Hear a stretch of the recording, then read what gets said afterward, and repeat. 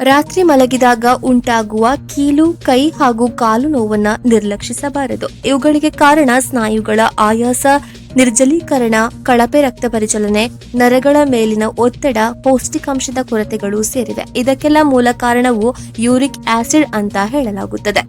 ಈ ನೋವು ಹೆಚ್ಚಾಗಿ ವಯಸ್ಸಾದ ಪುರುಷರು ಮತ್ತು ಋತುಬಂಧದ ನಂತರದ ಮಹಿಳೆಯರಲ್ಲಿ ಗಮನಿಸಬಹುದಾಗಿದೆ.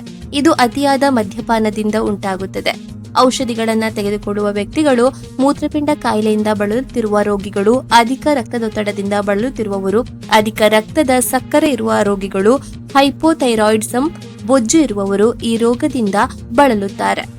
ಇನ್ನು ಯೂರಿಕ್ ಆಸಿಡ್ ನಿವಾರಣೆಗೆ ಮುಖ್ಯವಾಗಿ ಮದ್ಯಪಾನ ಸೇವನೆ ಕಡಿಮೆ ಮಾಡಿ ಧೂಮಪಾನ ಸಂಪೂರ್ಣವಾಗಿ ತ್ಯಜಿಸಬೇಕಾಗುತ್ತದೆ. ಪ್ರತಿದಿನ ವ್ಯಾಯಾಮ, ನಿಮ್ಮ ದೇಹವನ್ನ ಹೈಡ್ರೀಕರಿಸಿಟ್ಟುಕೊಳ್ಳೋದು, ಮಾಂಸಾಹಾರಿ ಆಹಾರ ಸೇವನೆ ಕಡಿಮೆ ಮಾಡೋದು, ತಾಜಾ ಹಣ್ಣುಗಳು, ತರಕಾರಿಗಳನ್ನ ಸೇವಿಸೋದು, ತಂಪು ಪಾನೀಯ ಇತ್ಯಾದಿ ಎಲ್ಲವನ್ನ ಜಾಗರೂಕತೆಯಿಂದ ಪಾಲಿಸಿದ್ರೆ ಯೂರಿಕ್ ಆಸಿಡ್ ನಿವಾರಣೆಯಾಗುತ್ತದೆ.